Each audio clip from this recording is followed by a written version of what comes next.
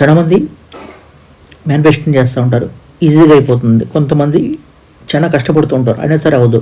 దానికి కారణం వాళ్ళు మేనిఫెస్టింగ్ గురించి పూర్తిగా అర్థం చేసుకోలేకపోవటమే. ఈ వీడియోలో క్లారిటీగా తెలుసుకుందాం. అసలు క్వాంటమ్ మేనిఫెస్టింగ్ ఎట్లా పనిచేస్తుంది, చాలామంది ఎక్కడ ఫెయిల్ అవుతున్నారు అనేది తెలుసుకుందాం. చాలామంది అఫర్మేషన్ చేస్తుంటారు, విజువలైజేషన్ చేస్తూ ఉంటారు. సో కానీ అయినా కానీ వాళ్ళకి రిజల్ట్స్ అనేవి రావు. దానికి కారణం ఏంటంటే వాళ్ళ కాన్షియస్ బ్రెయిన్లో హ్యాపీగా జాయ్ఫుల్గా ఉన్నట్టుంటారు, కానీ సబ్ కాన్షియస్గా ఇది అవుతుందా అనే డౌట్ అయితే ఉంటుంది. అది ఎక్కడ నుండి వస్తుంది? వాళ్ళ పాస్ట్లో జరిగిన దాని గురించి ఉంటుందన్నమాట. వాళ్ళ పాస్ట్లో ఎట్లా థింక్ చేస్తున్నారు, వాళ్ళ పాస్ట్ లైఫ్ గురించి ఆలోచిస్తూ ఉంటారు. అవన్నీ మర్చిపోవాలి. వాట్ ఎవర్ ఈస్ ఏదైనా జరిగినా సరే అవన్నీ మర్చిపోవాలి. స్టేట్ ఆఫ్ బీయింగ్ నవ్వు హ్యాపీగా ఉండాలి. మనం హ్యాపీ ఉన్నప్పుడు మాత్రమే ఎలివేటెడ్ ఎమోషన్స్ వస్తాయి, లైక్ జాయ్, హ్యాపీ. ఇవన్నీ హై ఫ్రీక్వెన్సీ. మీరు ఎప్పుడైతే సబ్ కాన్షియస్ లెవెల్స్లో లోలో ఉంటారో జరుగుతుందా లేదా, సో ఇంకెప్పుడు జరుగుతుంది అనే థాట్ వద్దు. ఆ థాట్ మీరు ఎప్పుడైతే ఇమిట్ చేస్తూ ఉంటారో అప్పుడు ఆబ్వియస్లీ మనం ఏంటంటే లో ఫ్రీక్వెన్సీలోకి వెళ్ళిపోతాం. Low frequency is equal to manifesting జరగదు. So heart to brain alignment ఉండదు. స్టేట్ ఆఫ్ వైబ్రేషన్ మన బ్రెయిన్లో beta waves, alpha waves, gamma waves, so delta waves ఇవన్నీ ఉంటాయి అన్నమాట. మీరు ఆల్ఫా వేవ్లో ఉన్నప్పుడు మాత్రమే మన సబ్ కాన్షియస్ మైండ్ అనేది ఓపెన్గా ఉంటుంది. మీరు సబ్ కాన్షియస్ మైండ్ ఓపెన్గా ఉన్నప్పుడు మాత్రమే మీరు మేనిఫెస్టింగ్కి ఎలిజిబుల్. ఇది గుర్తుపెట్టుకోండి. మీరు ఎప్పుడైతే సబ్ కాన్షియస్ మైండ్ డోర్ క్లోజ్లో ఉంటుందో, ఎగ్జాంపుల్ చెప్పాలంటే మీరు వర్రీగా ఉన్నారు, సబ్ కాన్షియస్ మైండ్ అనేది ఓపెన్గా ఉండదు. అప్పుడు మీరు ఎంత అప్రివేషన్ చేసినా సరే, ఎంత విజువలైజ్ చేసినా సరే మీరు మీ సబ్ కాన్షియస్లోకి వెళ్తూ. సో మీరు సబ్ కాన్షియస్లోకి వెళ్ళకుండా విజువలైజేషన్ అయితే రాదు. విజువలైజేషన్ ఫీలింగ్ కూడా రాదు. ఫీలింగ్ రాకుండా ఎలక్ట్రోమాగ్నెటిక్ సిగ్నేచర్ మనం బయటికి వెళ్తూ, సిగ్నల్ కరెక్ట్గా ఉండదు.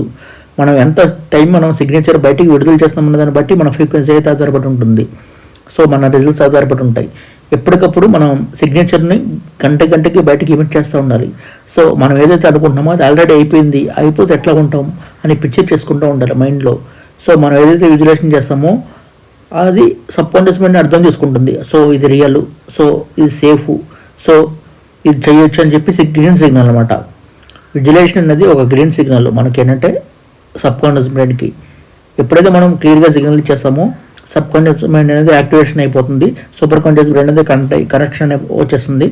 అప్పుడు అనమాట మిరాకిల్స్ అయితే మనకు జరుగుతాయి. సో మనకి క్వాంటమ్ ఫీల్డ్కి వచ్చేస్తే ఆల్ పాసిబిలిటీస్ ఉంటాయి.